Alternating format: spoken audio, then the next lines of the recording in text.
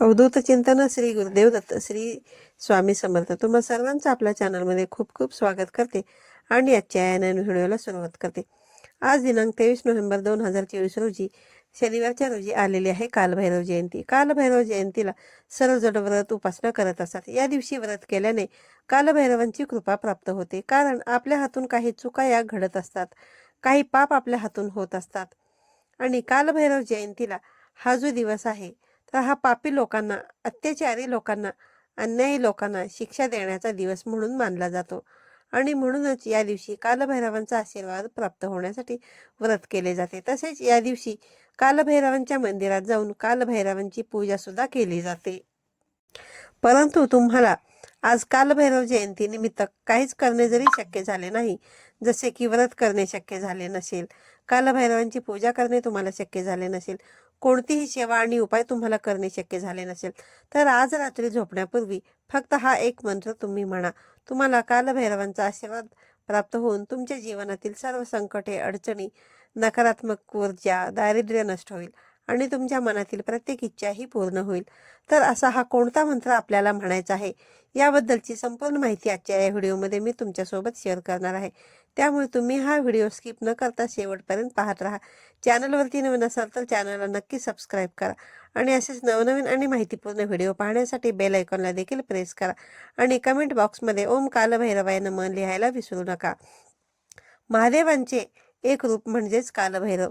दैत्य विनाशासाठी त्यांनी कार्तिक अष्टमीला कालभैरवांचा अवतार घेतला आणि म्हणून दर महिन्यामध्ये अष्टमीची तिथी ही महादेवांच्या उपासनेची तिथी अर्थात कालाष्टमी या नावाने साजरी केली जाते.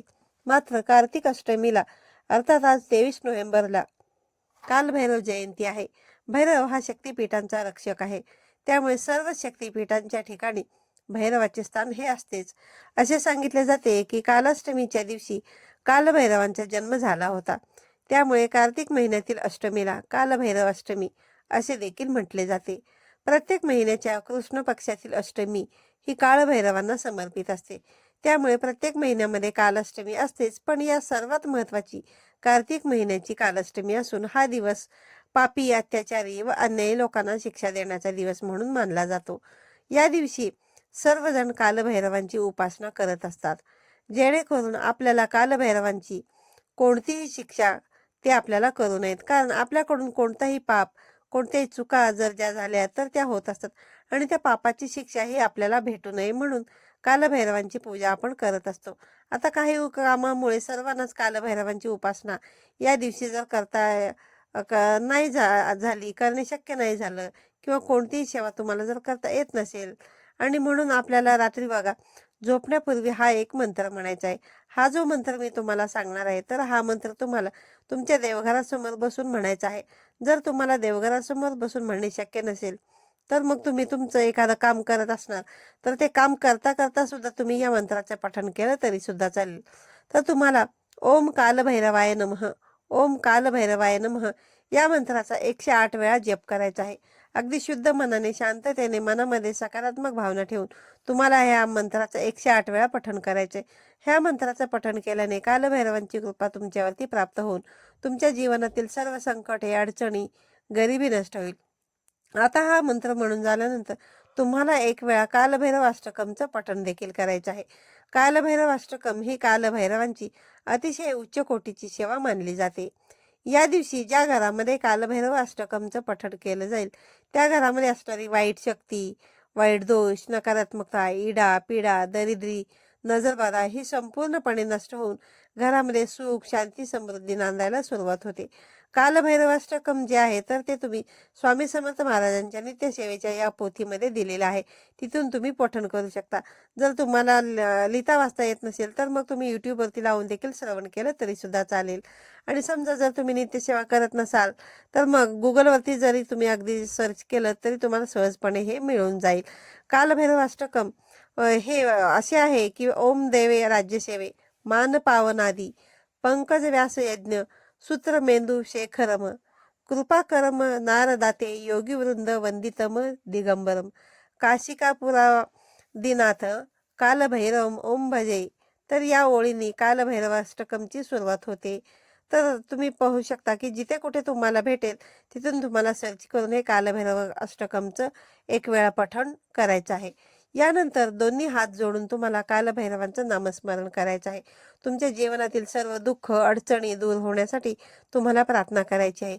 फक्त इतक्या 2 सेवा करायला तुम्हाला फक्त 10 ते 15 मिनिटे लागणार आहेत. या 10 ते 15 मिनिटाच्या मिनिटामध्ये तुम्ही जर या 2 सेवा केल्या तर तुम्हाला संपूर्ण कालभैरव जयंतीचे फळ प्राप्त होईल. कालभैरवांची कृपादृष्टी तुमच्यावरती कायम राहील. जीवनातील सर्व अडचणी, संकट हे तुमचे दूर होतील.